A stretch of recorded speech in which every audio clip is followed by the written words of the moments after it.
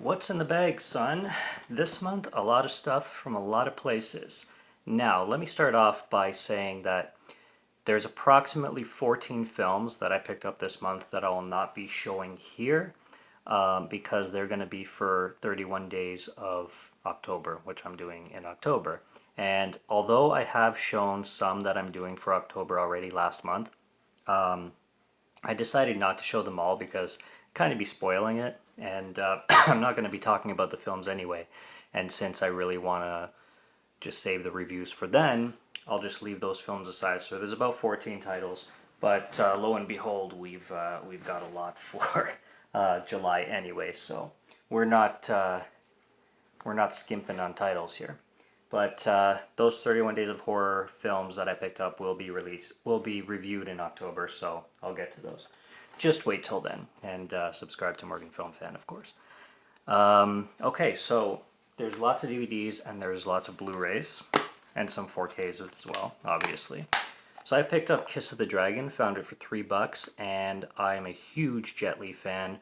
Obviously, I like his Chinese stuff more than his American stuff, but his American stuff can be pretty cool too, and I remember this film being pretty kick-ass, so I decided to revisit it since I found it for so cheap. Here's another one I found so cheap that I hadn't seen in forever and just decided to revisit. This is absolute dog shit. I'm getting rid of it.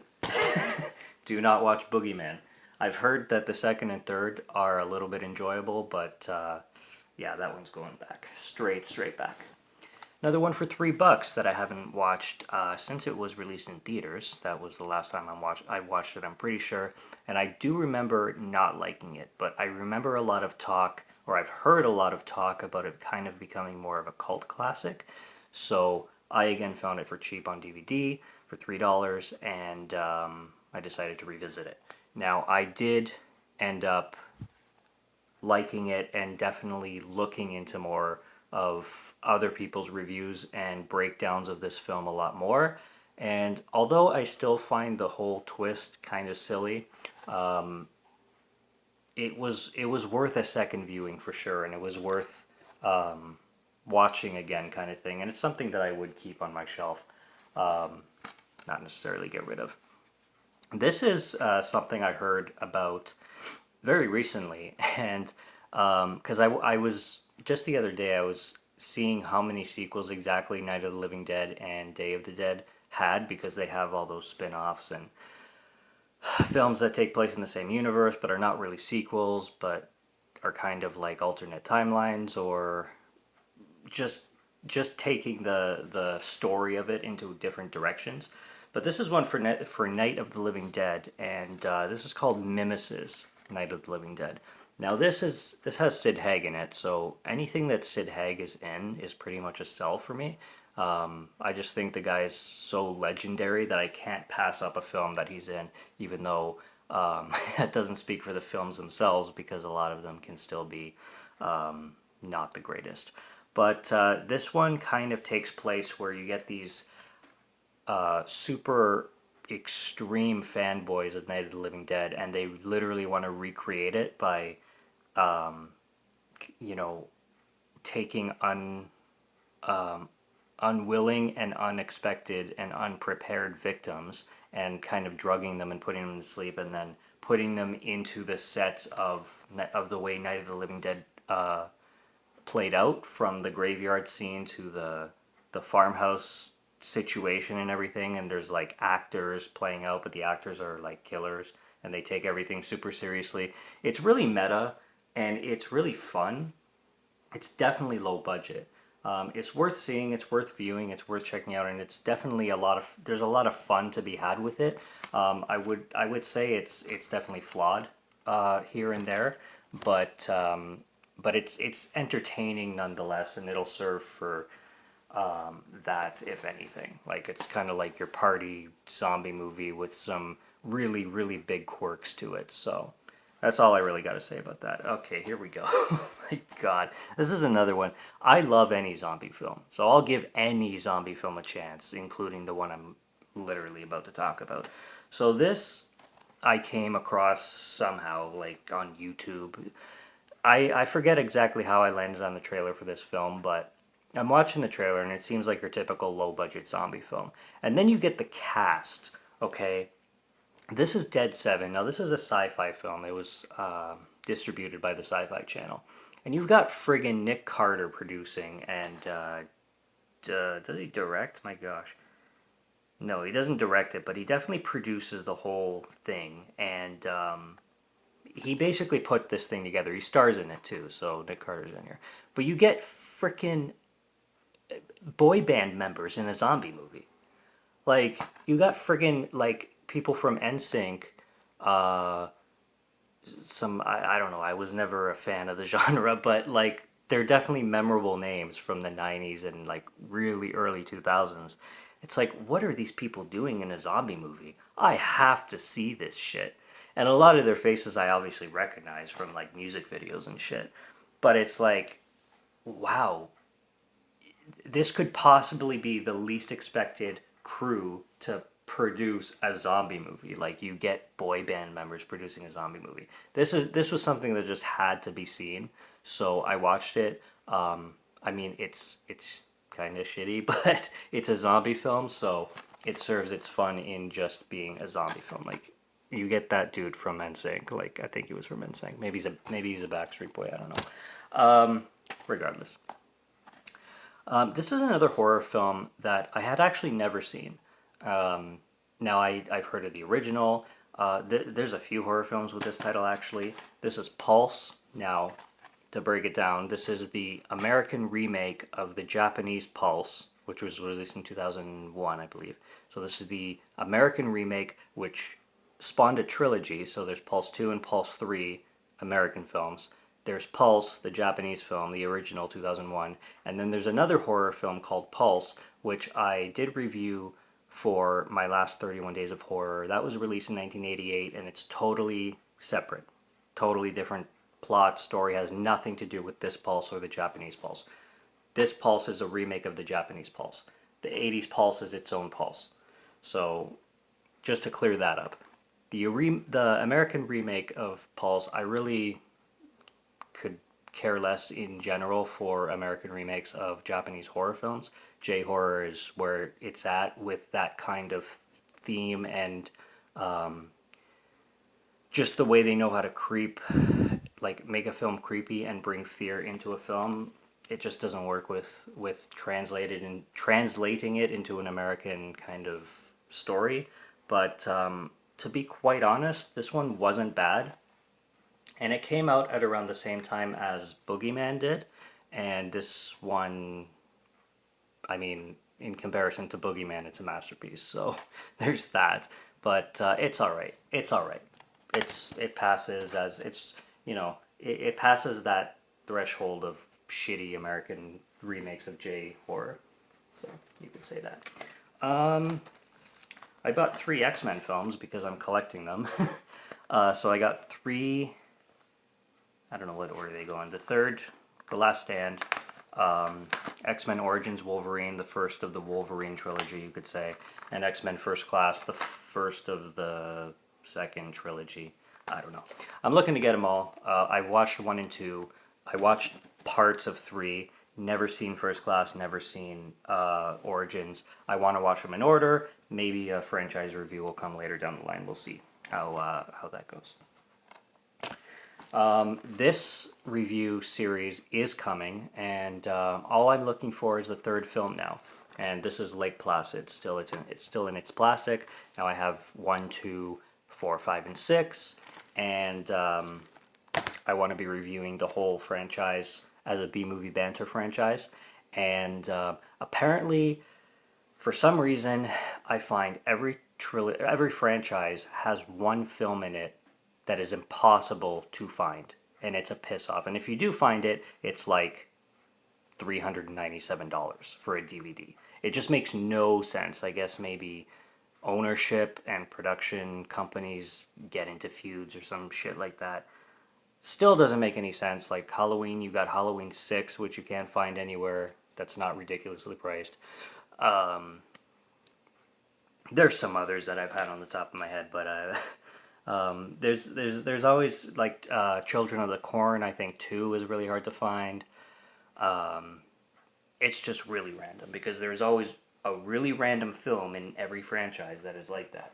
So I did hear talk on them releasing Lake Placid's 3, 4, 5, and yes, 3, 4, 5, and 6 in a 4 pack on DVD, which maybe I'll think about. I would rather them do that and release it on a Blu-ray 4 pack, but it is what it is. Right now, I'm just hoping to find Lake Placid 3 somewhere for a decent price, and then I'll be able to review the franchise. But that'll be coming, and Lake Placid will be waiting. I have watched Lake Placid. It's the only Lake Placid I've seen ages ago, so I think I was a teen last time I watched it. This is a film that I didn't grow up with. This has no nostalgia for me, which is too bad, but I can see the nostalgia factor in it, and it would have nostalgia if I had seen it back then, but I just never did. Last Action Hero. I love the concept of it. I love how it's a completely meta film. It knows exactly what it is. Schwarzenegger is playing Schwarzenegger, kind of. He might as well be. And this movie's a blast. So I'm glad I found it on 4K. It's too bad it's brand new and didn't come with a slipcover, but you can't win them all, can you?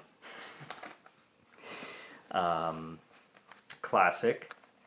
Funny enough, it's a classic, Napoleon Dynamite. But the first time I watched this film, I hated it. Not because I thought it was like badly made, but I didn't get the humor. I didn't find anything about it funny, and I found this film highly overrated. It was like the most popular, like, I was in high school when this came out, and it was like the comedy of the decade. And I'm like, no, dude, how? Like, it's just not. And I watched it and I didn't like it at all, so I dismissed it for years. And I revisited it and I got it a lot more. I guess as it aged better. And thinking back on it and seeing the tropes and the quirks that this film had of the time, of like between 2005 and 2008 or whatever. When was this released? Sometime between the dates that I just mentioned. Yeah, I don't want to look. It's getting late. 80s classic, The Naked Gun. Airplane is better with Leslie Nielsen, but The Naked Gun is also absolutely hilarious. One to check out if you like your spoof films. It's not really spoofing anything, I don't think. Holy shit, there's a lot more in here than I thought. Don't ask me how long this is going to go for. Shadow in the Cloud with Chloe Grace Moretz caught my interest as soon as I landed on a review about the film. Now, it premiered at TIFF in 2020. That would have been a September of 2020. Would it? Yes. And it was very limited in distribution in the beginning of 2021, I guess, with everything in, the way the world went. It didn't get much of like theater, really. Well, it didn't get any, maybe like a little bit sprinkled here and there, but I only found it released on Blu-ray very recently, like probably beginning of July. So that's the first time I saw it since I've heard about it, because I had heard about it quite a few months before that, and I always had it on my radar. And then just the plot of it, it's you get this, it takes place in 1943. You get a badass Chloe Grace Moretz who's supposed to be securing a package from a flight from New Zealand to somewhere else, and she's in charge of like securing this package and making sure that nobody gets to it and keeping it safe on the trip. And then a monster comes. So it's a monster movie. It's a creature feature. Taking place in the 40s during the war, and like it's a very short film too. It's an hour and it's 82 minutes, so hour 22 minutes, and it flies by, and it's just pure. It's like a thrill ride. It's like a friggin' roller coaster of a film throughout. Suspend your belief by miles. Okay, nothing in this film is far-fetched. Like, that's not even a term for this film. Nothing in this film makes any sense when it comes to logic, but you got to turn that logic off and just have fun with what you see. It's one of those. If you can't handle that, if you know, I have a review on my channel. Go watch my review for Shadow in the Cloud. Go Morgan Film Fan, Shadow in the Cloud. I review the film. If you want to hear me get more in depth on it.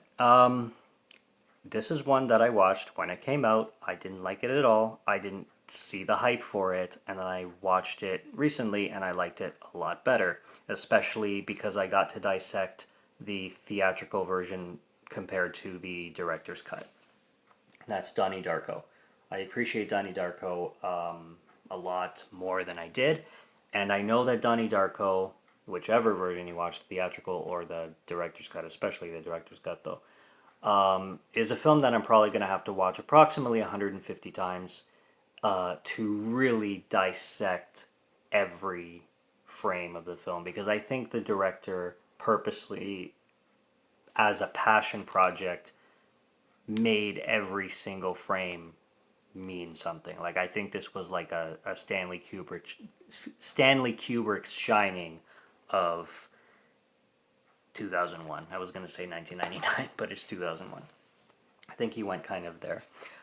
Severance sale, 50% off. I got Warriors of the Year 2072. Now, this is a Lucio Fulci film, Lucio Fulci generally does horror.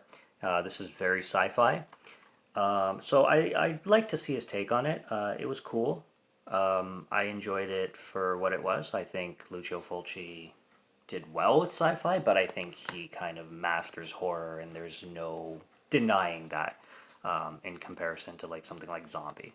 But yeah, it was a cool cheesy ass film, and Severin is infamous for releasing forgotten cheesy ass films, so I like that. This was a great war film. With me, Fury.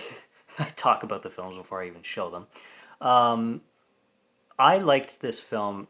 I am not huge on war films. I don't like war films that are very. I don't like war films that glamour one side and totally disrespect the other side. Very like patriotic, like America, especially when it comes to a lot of like American war films. I just I find it just they always rub me the wrong way, because I don't like, for example, The Hurt Locker. I just couldn't even make it through The Hurt Locker. I really didn't like that film. But then there's films that come out that I do appreciate. Like, I know that, like, two of my favorite war films actually are Tears of the Sun with Bruce Willis. I love that film because you get such a hardened military soldier learn something and realize what humanity is. So it has something behind just, shoot those guys because they're not like us. I hate that shit. It bugs me. And the other war movie that I absolutely love is Hacksaw Ridge, directed by Mel Gibson. Again, because the guy refuses to kill anybody, and he wants to join the war because he wants to save lives, but that's all he wants to do is save lives. He's not shooting a gun whatsoever because of his religion and because of his morals. It's beautiful. I like that shit.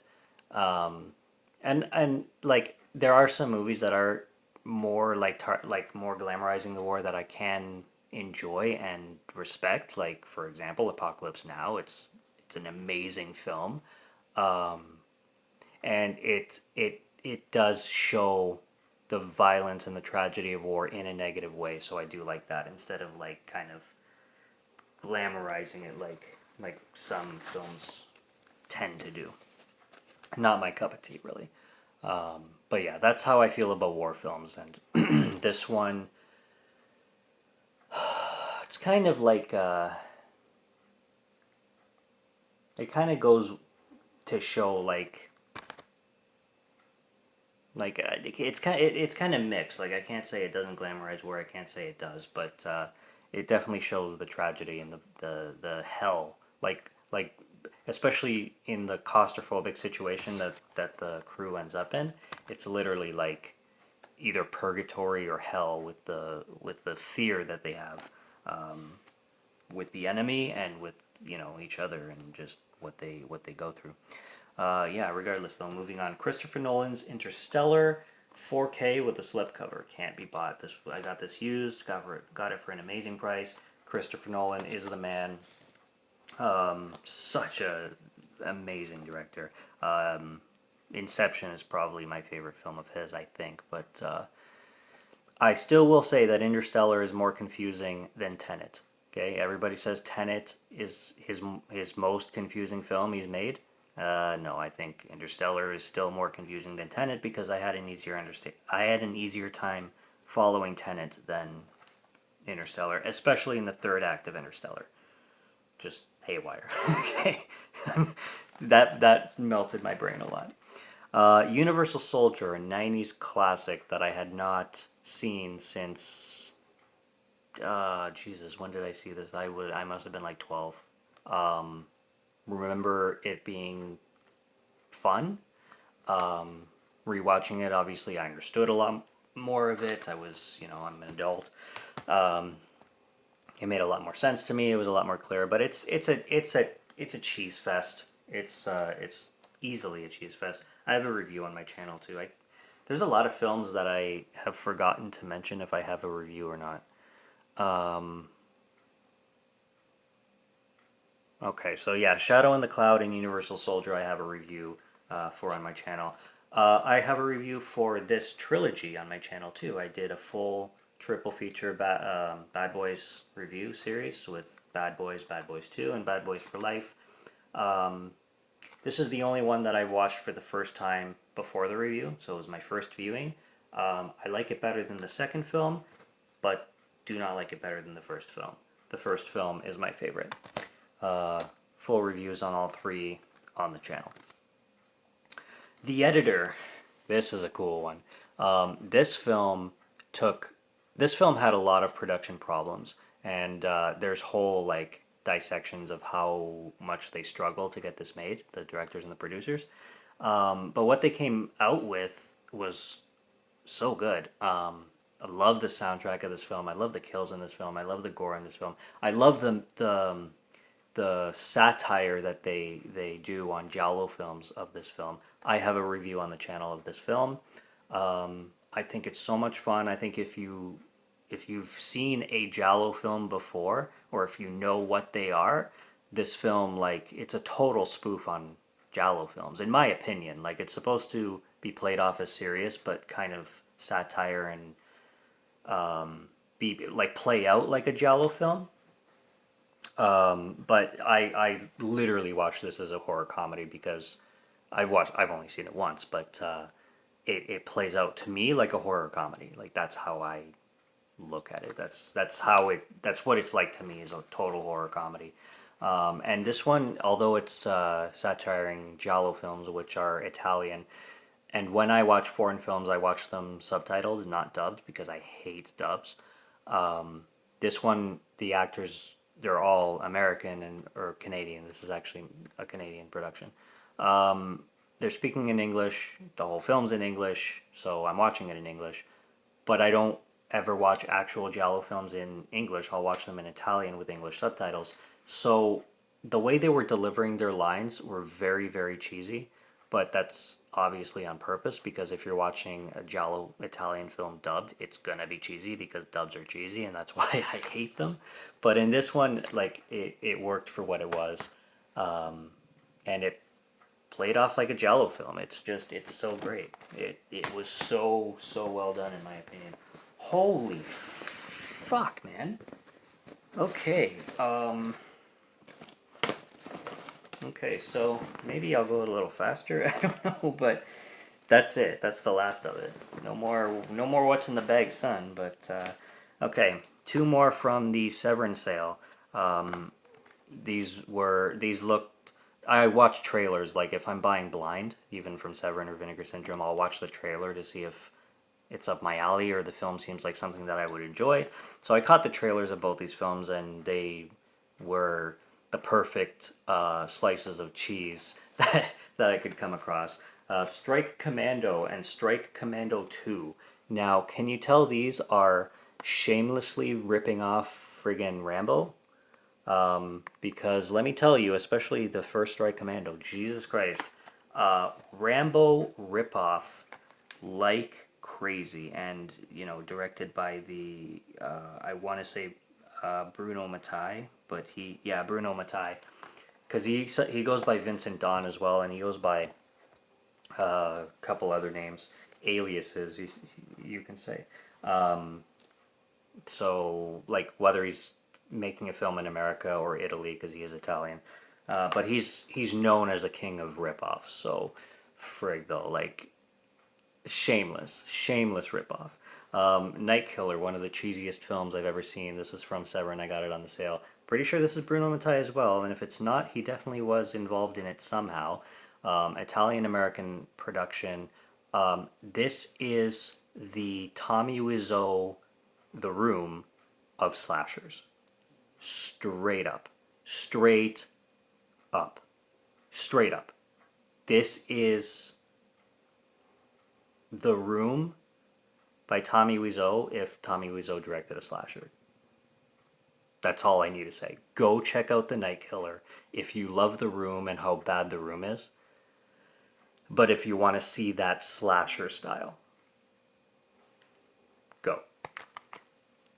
Go find Night Killer wherever you can. Or buy the fucking movie from Severin Films. Shout out. 50 Shades of Black. Some comedians, they hit you, or you understand them or you don't. Okay, you understand their humor or you don't. I think Marlon Wayans, I get his humor. I love the haunted house films that he did, 1 and 2, and I like his humor in this. I think his style, it resonates with me. I laugh hard at everything he does. So I loved his spoof on 50 Shades of Grey. It was really well done. I liked Haunted House better. Like, I definitely love A Haunted House and A Haunted House 2 by Marlon Wayans. I think they're hilarious, and I love watching them on Halloween. Goosebumps. I kind of avoided this one for a while because I don't know, like, why Jack Black was trying to revamp like Goosebumps as a modern take with him as R.L. Stine, because do you know R.L. Stine? Doesn't look like that, okay? He just doesn't look like R.L. Stine at all. So this is like a multiverse of R.L. Stine, like he's an R.L. Stine in a different universe, sure, but the R.L. Stine of this dimension, no. This was okay. This was decent enough to enjoy, but after seeing Goosebumps 2, I have my preference on Goosebumps 2. Goosebumps 2 is better. I have unpopular opinions sometimes though, but I think Goosebumps 2 is better. Just like I think Ted 2 is better than Ted 1, just like I think Deadpool 2 is better than Deadpool 1. Is anybody going to unsubscribe or start shooting me? And this is a really big one. I find Guardians of the Galaxy Part 2, or Volume 2, whatever you want to say, better than Guardians of the Galaxy Volume 1. That's my opinions. And I'd like Goosebumps 2. I enjoyed it a lot better than Goosebumps 1. It's it's much more Halloween-esque, and I find, I don't know, it was a lot more fun. It was way more fun. Better written. I just liked it better. The Condemned with Steve Austin, a WWE film. Trashed on by critics, obviously. Right from the cover, it's a mindless action film, and that's all I was looking for from this. This was, again, $3 on Blu-ray. Like, you shouldn't, it's got Vinnie Jones in it, too. Like, you shouldn't expect anything from a film that looks like this. And the trailer shows the same thing. It's a mindless action movie. Like, what else do you want from a mindless action movie? It's a great mindless action movie. I loved it. Like, if you like fucking these kind of films where, they are violent, they are, they're fun, they're intense, they're friggin', they're not boring, they don't hold back from anything, like, they're just awesome. Now, there is a problem with this film, is the fact that The director chose the final song in the film before the credits roll to be a Nickelback song. That kind of like he could have maybe, chose something a little bit more badass, but nonetheless, the rest of the film, other than that song, is very, very good in my opinion. I think it delivers in, if you're in the mood for that, put on The Condemned. It's gonna entertain you if you're in the mood for that for sure. Haven't seen this one yet, but it's from Severin Films. It's a newer one of their releases. Massacre in Dinosaur Valley. Looks cheesy as fuck. Can I even show that on YouTube? Whoops. I guess I already did. Here, I'll show this instead. There we go. PG cover.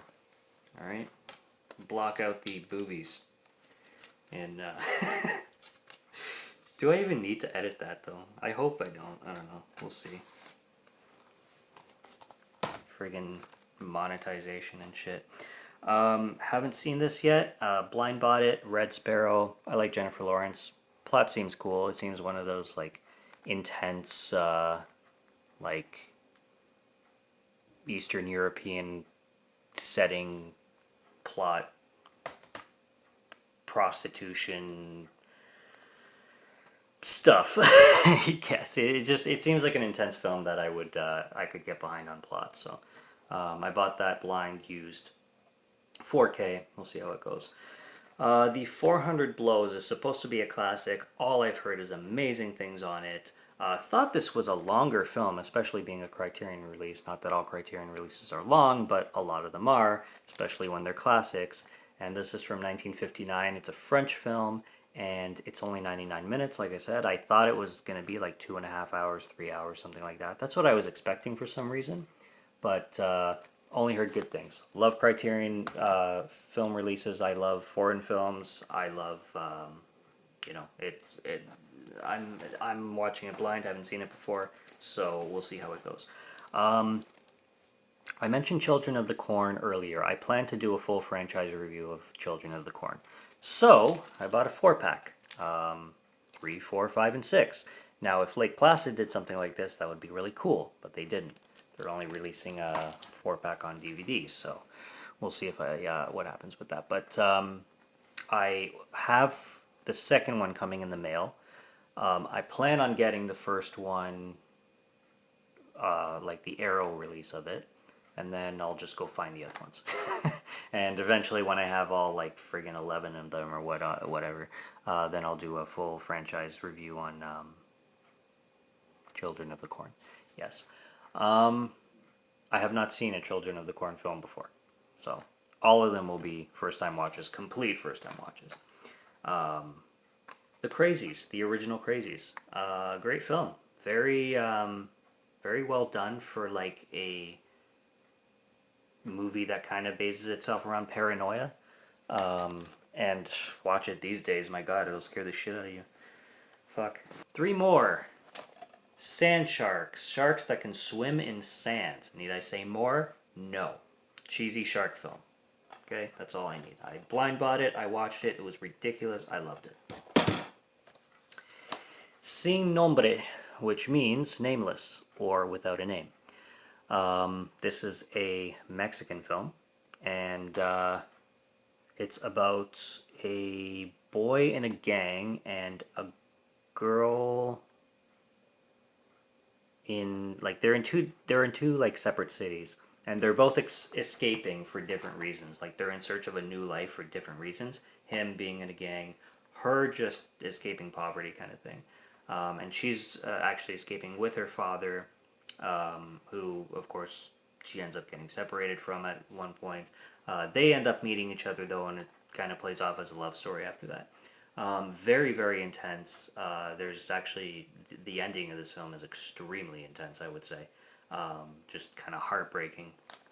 And, kind of unexpected. Like, it does take you for a loop, and it does throw some things at you that you're not really expecting. Like, you're hoping for something a little bit more optimistic, but no, they throw something else at you instead. Okay, last but not least, I did mention this last month, okay? This is the one that I was waiting for, the actual, supposed to be good House of the Dead that apparently they said had nothing to do with House of the Dead by Uwe Boll. And that's not true. This film is connected to House of the Dead. I was like, what the fuck are you talking about when I heard a review that this one is actually good and House of the Dead by Uwe Boll sucks ass? Which, I mean, it did. But like I said, I have a House of the Dead review. Did I review this one? I don't know if... Yes, I did review this one too. So I have House of the Dead and House of the Dead 2 reviewed on my channel. I went into House of the Dead by Uwe Boll with such low expectations that it didn't, like, I didn't feel like I wasted my time. I knew to expect nothing. So the little sliver of entertainment that it gave me was, like, good enough for me. Because I was like, wow, I was expecting 0 and I got 0.15. So it's good enough, right? It's not a 10, but it's not a 0, right? And this one was supposed to be better. I mean, it's better. It's a few steps up in production, but it's slow too. Like, there's boring parts. It's not thrilling and entertaining through the whole thing. I think, like, funny enough, entertainment value alone, even the so bad it's good entertainment, or the not taking the movie seriously and completely laughing at it and taking it as a joke. I think House of the Dead has more of that, like more going, like more to like laugh at, you could say, more to like mock and make fun of the things that are going on with your friends, kind of thing, than this one had. This one, not gonna say it takes itself super seriously, but it's more. It felt like you know what it felt like is those Return of the Living Dead 4 and 5, like Necropolis. Even the cover looks like Necropolis, kind of. It kind of went for that vibe. It felt a little bit like that, where they're doing the violence, they're doing the horror, they're doing the killings and everything. But they're throwing in some comedy, but not really. It's more dark comedy and it's not super in your face or anything like that. Okay, that's all of my what's in the bag, son, for July, except for the Halloween films, which I mentioned that I'm not mentioning on this review. I think I'm at 20. I just ordered some recently. I ordered like 4 more, so I might have like 25 or 26 ready to go for October. But I mentioned, like I said, some in the last review, but I won't be mentioning any more. I will be reviewing them one by one, obviously, in October, just like I did last year. It'll be a lot of fun, and most of them will be a surprise, so I don't want to spoil the surprises too soon. Subscribe to Morgan Film Fan if you like to listen to my voice, or if you like my film reviews. I'll be back next month with what I've bought within the previous month, so in August this time. And there's plenty of reviews to be had coming up and on the channel already. So feast your eyes on what's here and stay tuned on what's to come. And until next time, have a good one and cheers.